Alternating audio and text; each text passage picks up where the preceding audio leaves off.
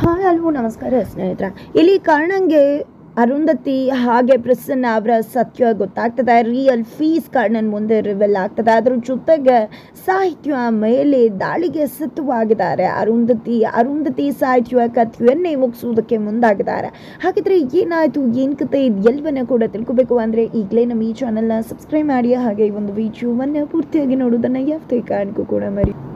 ಕರ್ಣನ್ ಮೇಲೆ ಅರುಂಧತಿ ಮತ್ತೆ ಪ್ರಸನ್ನ ಅಟ್ಯಾಕ್ ಮಾಡಿಸ್ತಾರೆ. ಆದ್ರೆ ಅದು ತಪ್ಪಿ ಭರತ ಅದಕ್ಕೆ ಬಲಿಪಶು ಆಗ್ತಾರೆ. ತನ್ನ ಮಗನಿಗೆ ಇಂಥ ಸ್ಥಿತಿ ನನ್ನಿಂದ ಬಂತಲ್ಲ ಅಂತ ಹೇಳಿ ಅರುಂಧತಿ ದುಃಖಿತರಾದ್ರೆ, ಆ ಕಡೆ ತಾವು ಕರ್ಣನ ಅಟ್ಯಾಕ್ ಮಾಡುವ ಅಂದ್ರೆ ಭರತ್ ಮೇಲೆ ಅಟ್ಯಾಕ್ ಮಾಡಿದ್ದಾರೆ ಅಂತ ಆ ವ್ಯಕ್ತಿನ ಹುಡ್ಕೊಂಡು ಅಲ್ಲಿಗೆ ಪ್ರಸನ್ನ ಹೋಗ್ತಾರೆ.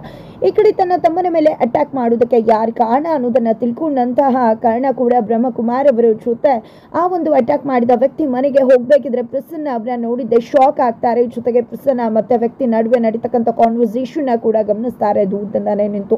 ತದನಂತರ ಪ್ರಸನ್ನ ಅವರು ಹೋಗ್ತಿದ್ದಾಗೆ ಆ ಹುಡುಗನ ಇಟ್ಕೊಂಡು ತತ್ಕಿ ಫೈನಲಿ ಆ ವ್ಯಕ್ತಿಯಿಂದ ಸತ್ಯವನ್ನ ಬಾಯ್ ಬಿಡಿಸ್ತಾರೆ. ಜೊತೆಗೆ ಆ ವ್ಯಕ್ತಿ ಹೇಳು ಸತ್ಯವನ್ನ ಕೇಳಿ ಕರ್ಣ ಮತ್ತೆ ಬ್ರಹ್ಮಕುಮಾರ್ ಶಾಕ್ ಆಗ್ತಾರೆ. ಬಿಕಾಸ್ ಕರ್ಣನ್ ಮೇಲೆ ಅಟ್ಯಾಕ್ ಮಾಡೋಕೆ ಹೇಳಿದ್ದು ಬೇರೆ ಯಾರು ಅಲ್ಲ, ಅದು ಪ್ರಸನ್ನ ಅವರು. ಆದರೆ ನನಗೆ ಗೊತ್ತಿಲ್ಲದೆ ಅವರು ಹೇಳಿದಂಥ ವ್ಯಕ್ತಿ ಮೇಲೆ ಅಟ್ಯಾಕ್ ಮಾಡಲಿಲ್ಲ, ಬೇರೆ ಒಬ್ಬ ವ್ಯಕ್ತಿ ಮೇಲೆ ಅಟ್ಯಾಕ್ ಮಾಡಿಬಿಟ್ಟೆ ಅಂತ ಕೂಡ ಹೇಳ್ತಾರೆ. ಇದರಿಂದ ಕರ್ಣನ್ಗೆ ಗೊತ್ತಾಗ್ಬಿಡತ್ತೆ ಪ್ರಸನ್ನ ಮಾವ ಇಷ್ಟೊಂದು ಕರಾಳ ವ್ಯಕ್ತಿನ ಅಂತ ಹೇಳಿ. ಆದರೆ ಪ್ರತ್ಯಕ್ಷವಾಗಿ ಕಂಡ್ರು ಪ್ರಮಾಣಿಸಿ ನೋಡಬೇಕು ಅಂತ ಹೇಳಿ ಕರ್ಣ ಡಿಸೈಡ್ ಮಾಡ್ಕೋತಾರೆ. ತುಂಬ ಬಾರಿ ಇದೇ ರೀತಿ ಆಗಿದೆ, ತಪ್ಪು ತಿಳುವಳಿಕೆ ಆಗಿದೆ, ಅವರು ಎಸ್ಕೇಪ್ ಕೂಡ ಆಗಿದ್ದಾರೆ. ಮತ್ತೆ ಆ ರೀತಿ ಆಗಬಾರ್ದು ಅಂದರೆ ನಾನು ಎಲ್ಲ ರೀತಿ ಪೂರ್ತಿಯಾಗಿ ಎಲ್ಲ ವಿಷಯನೂ ಸಾಕ್ಷಿ ಸಮೇತ ತಿಳ್ಕೋಬೇಕು ಅಂತ ಹೇಳಿ ಕರ್ಣ ಮತ್ತು ಬ್ರಹ್ಮಕುಮಾರ್ ಇಬ್ಬರು ಕೂಡ ಮನೆಗೆ ಬರ್ತಿದ್ದಾರೆ. ಮನೆಗೆ ಬರ್ತಿದ್ದಾಗ ಆತ ಕಡೆ ಅರುಂಧತಿಯವರು ಮತ್ತು ಪಾಪಮ್ಮ ಇಬ್ಬರು ಕೂಡ ಒಂದಷ್ಟು ಮಾತುಕತೆಗಳನ್ನ ಆಡ್ತಾರೆ. ಅದಕ್ಕೂ ಮುನ್ನ ಸಾಹಿತ್ಯ ಬಂದು ಒಂದಷ್ಟು ಫೋಟೋ ತೋರಿಸಿ ಯಾರು ಈ ಮನೇನ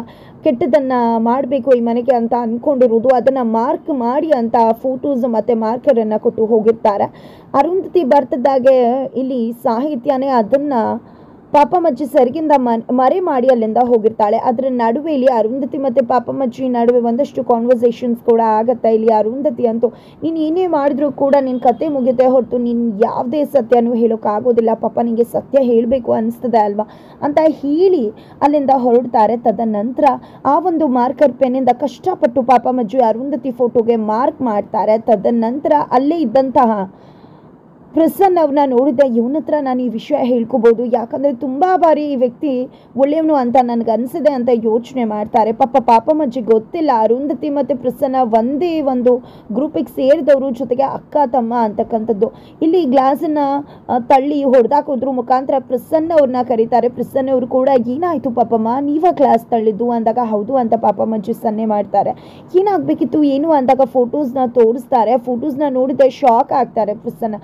ಏನಿದು ಅರುಂಧತಿ ಅಕ್ಕವ್ರಿಗೆ ಮಾತ್ರ ಯಾಕೆ ಮಾರ್ಕ್ ಮಾಡಿದ್ರ ಅಂತ ಕೇಳ್ತಿದ್ದಾರೆ.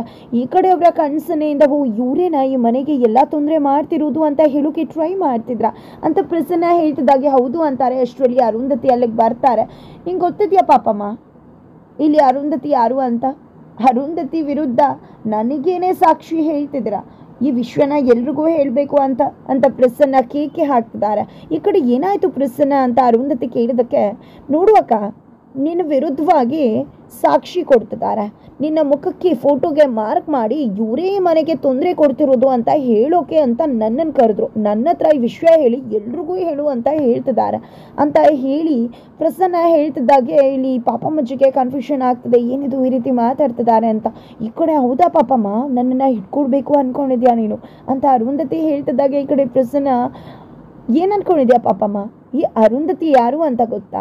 ನಾನು ಮತ್ತು ಅರುಂಧತಿ ಯಾರು ಅಂತ ನಿಂಗೆ ಗೊತ್ತಿದ್ಯಾ? ನನ್ನ ಅರುಂಧತಿ ನನ್ನ ಅಕ್ಕ, ಸ್ವಂತ ಅಕ್ಕ.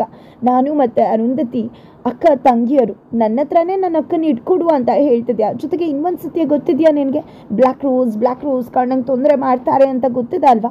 ಅದು ಯಾರು ಅಂದ್ಕೊಂಡಿದ್ಯಾ? ಇದೀ ಬ್ಲ್ಯಾಕ್ ರೋಸ್ ಎಲ್ಲ ಗಂಡಸು ಅಂದ್ಕೊಂಡಿದ್ದಾರೆ, ಆದರೆ ನನ್ನ ಅಕ್ಕನೇ ಆ ಬ್ಲ್ಯಾಕ್ ರೋಸ್ ಅಂತ ಹೇಳ್ತಿದ್ದಾರೆ. ಈ ಕಡೆ ಪಾಪಮ್ಮಜ್ಜಿ ನಡ್ಕೋಗ್ತಿದ್ದಾರೆ. ಸುಮ್ಮನಿರು ಪ್ರಸನ್ನ, ಏನು ಇಷ್ಟೊಂದು ಸತ್ಯಗಳನ್ನ ಒಟ್ಟಿಗೆ ಹೇಳಿದ್ರೆ ಈ ವಯಸ್ಸಾಗಿರೋರಿಗೆ ತಡ್ಕೊಳಕ್ಕಾಗುತ್ತೆ, ಆಮೇಲೆ ಹಾರ್ಟ್ ಅಟ್ಯಾಕ್ ಆಗಿಬಿಟ್ರೆ ಏನು ಮಾಡೋದು, ಸುಮ್ಮನೆ ಇರು ಅಂತ ಹೇಳ್ತಿದ್ದಾರೆ. ತದನಂತರ ಏನು ಪಾಪಮ್ಮ ನನ್ನ ವಿರುದ್ಧ ಎಲ್ಲರಿಗೂ ಸತ್ಯ ಹೇಳಬೇಕು ಅಂದ್ಕೊಂಡು ತುಂಬ ಪ್ರಯತ್ನ ಪಡ್ತಿದ್ಯಾ ಅಲ್ವಾ, ಆದರೆ ಯಾವುದೇ ಕಾರಣಕ್ಕೂ ಅದು ಸಾಧ್ಯ ಇಲ್ಲ ಪಾಪಮ್ಮ ಅಂತ ಅರುಂಧತಿ ಹೇಳ್ತಾರೆ. ಜೊತೆಗೆ ಈ ಕಡೆ ಪ್ರಸನ್ನ ಕೂಡ ಏನು ಮಾಡೋದು ಅಂತದಾಗೆ ಪಾಪ ರೆಸ್ಟ್ ಮಾಡಿ ಹೋಗು, ಈ ಆಘಾತ ಎಲ್ಲ ತಡ್ಕೊಂಡು ಎದೆ ನಡ್ಕೋಗಿರುತ್ತೆ, ಕರ್ಕೊಂಡು ನಡಿ ಅಂತ ಹೇಳಿ ಇಲ್ಲಿ ಅರುಂಧತಿ ಪ್ರಸನ್ನಾಗೆ ಹೇಳ್ತಿದ್ದಾಗೆ ಮತ್ತಿಯಲ್ಲಿರ್ತಕ್ಕಂಥ ಗ್ಲಾಸನ್ನು ಬೀಳ್ಸೇ ಬಿಡ್ತಾರೆ. ಇವ್ರು ಏನು ಮಾಡೋಕೆ ಹೊರಟಿದ್ದಾರೆ, ಯಾರಾದರೂ ಬರಲಿ ಅಂತ ಹೇಳಿ ಪಾಪಮ್ಮಜ್ಜಿ ಫೈನಲಿ ಗ್ಲಾಸ್ ಚೂರು ಓಡ್ದೋಗುತ್ತೆ. ತದನಂತರ ಪಾಪಮ್ಮಜ್ಜಿನ ಕರ್ಕೊಂಡು ಅಲ್ಲಿಂದ ಪ್ರಸನ್ನ ಹೊರಡ್ತಾರೆ. ನಂತರ ಇತ್ತ ಕಡೆ ಆಲ್ರೆಡಿ ಕರ್ಣ ಮತ್ತು ಬ್ರಹ್ಮ ಅವರು ಎಲ್ಲ ಸಾಕ್ಷಿಗಳನ್ನ ರೂಮಲ್ಲಿ ಹುಡುಕ್ತಿದ್ದಾರೆ. ಒಂದು ಟ್ರಂಕ್ ಇರುತ್ತೆ, ಅದ್ರ ಜೊತೆ ಆಲ್ರೆಡಿ ಒಂದು ಲೆನ್ಸ್ ಬಾಕ್ಸ್ ಕೂಡ ಸಿಕ್ಕಿರುತ್ತೆ, ಕಪ್ಪು ಲೆನ್ಸ್ ಎಲ್ಲವೂ ಸಿಕ್ಕಿರುತ್ತೆ. ಆ ಒಂದು ಟ್ರಂಕಿಂದ ಫೋಟೋಸ್ನ ನೋಡ್ತಾರೆ. ಅಲ್ಲಿ ಅಕ್ಕ ತಮ್ಮನ ಫೋಟೋ ಇರುತ್ತೆ, ಚಿಕ್ಕ ಮಕ್ಕಳದು, ಹಾಗೆ ಚಿಕ್ಕ ಹುಡುಗನಾಗಿದ್ದಾಗ ಪ್ರಸನ್ನ ಸರ್ ಫೋಟೋ ಕೂಡ ಇರುತ್ತೆ. ಅದರಲ್ಲಿ ಅವರ ಕಣ್ಗಳು ನೀಲಿ ಇರುತ್ತೆ. ಅದನ್ನೆಲ್ಲ ನೋಡಿದೆ ಶಾಕ್ ಆಗ್ತಾರೆ. ಇಲ್ಲಿ ಪ್ರಸನ್ನ ಮಾವನೇ ಅನ್ನಿಸ್ತದೆ ಬ್ಲ್ಯಾಕ್ ರೋಸ್, ಯಾಕಂದರೆ ರಿಷಿ ಹೇಳಿದ್ದ ಹಾಗೆ ಗಜಕಾಮಿನಿ ಕೂಡ ಹೇಳಿದ್ರು ಅವನ ಕಣ್ಗಳು ನೀಲಿ ಬಣ್ಣದ ಕಣ್ಗಳು ಅಂತ. ಜೊತೆಗೆ ನಾನು ಇಲ್ಲಿ ಉಂಗ್ರಾನು ಕೂಡ ಗಮನಿಸಿದ್ದೆ, ರಿಷಿ ಕೂಡ ತಲೆಬೋಡ ಉಂಗ್ರ ಇರುತ್ತೆ ಅವ್ರ ಹತ್ರ ಅಂತ ಹೇಳಿದ್ದ. ಎಲ್ಲವನ್ನ ಕೂಡ ನೋಡ್ತಿದ್ರೆ ಪ್ರಸನ್ನ ಮಾವನೇ ಬ್ಲ್ಯಾಕ್ ರೋಸ್ ಅನ್ನಿಸ್ತದೆ. ನಮ್ಮ ಮನೆಯಲ್ಲೇ ಇಟ್ಕೊಂಡು ನನ್ನ ಮನೆಗೆ ಬಂದು ನನ್ನ ಹಣೆ ಮೇಲೆ ಬರೆದು ಹೋಗಿದ್ರು, ಆದರೆ CCTVಲಿ ಯಾವುದೇ ರೀತಿ ರೆಕಾರ್ಡ್ ಆಗಿರಲಿಲ್ಲ. ಎಲ್ಲನೂ ಕೂಡ ತಿರುಗಿಸಿ ನೋಡಿದಾಗ ಕ್ಲಿಯರ್ ಆಗಿ ಗೊತ್ತಾಗ್ತದೆ ಪ್ರಸನ್ನ ಮಾವನೇ ಬ್ಲ್ಯಾಕ್ ರೋಸ್. ಆದರೆ ಪ್ರಸನ್ನ ಮಾವ ಕಣ್ಗಳು ನೀಲಿ ಕಣ್ಗಳಿಲ್ಲ, ಕಪ್ಪು ಕಣ್ಗಳಿದೆ. ಆದರೆ ಈ ಲೆನ್ಸ್ ಇದೆ, ಕಪ್ಪು ಲೆನ್ಸನ್ನು ಹಾಕೋತಿದ್ದಾರೆ. ಆದರೆ ಅವರು ಹುಟ್ಟು ಕಣ್ಗಳು ನೀಲಿ ಕಣ್ಗಳು, ಬ್ಲ್ಯಾಕ್ ರೋಸ್ ಕಣ್ಗಳು ಕೂಡ ನೀಲಿನೇ, ನಾನು ಕೂಡ ಗಮನಿಸಿದ್ದೀನಿ ಅಂತ ಹೇಳಿ ಇಲ್ಲಿ ಕಾರಣ ಹೇಳ್ತಿದ್ದಾರೆ.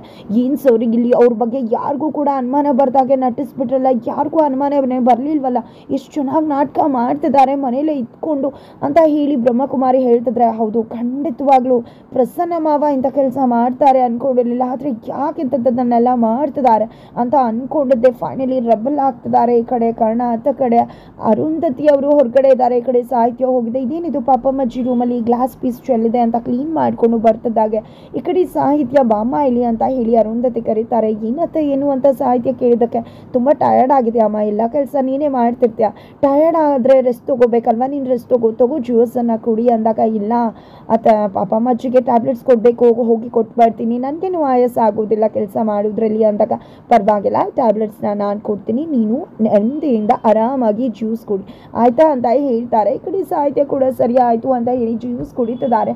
ಜ್ಯೂಸ್ ಕುಡಿಯೋದನ್ನೇ ತುಂಬಾ ಇದಾಗಿ ಗಮನಿಸ್ತಿದ್ದಾರೆ ಅರುಂಧತಿ ಅಂತ ಹೇಳ್ಬೋದು. ಅದರ ಅರ್ಥ ಅರುಂಧತಿ ಏನಾದರೂ ಆ ಜ್ಯೂಸ್ಗೆ ಮಿಕ್ಸ್ ಮಾಡಿ ಸಾಹಿತ್ಯಗೆ ಕುಡಿಸ್ತಿರ್ಬೋದಾ.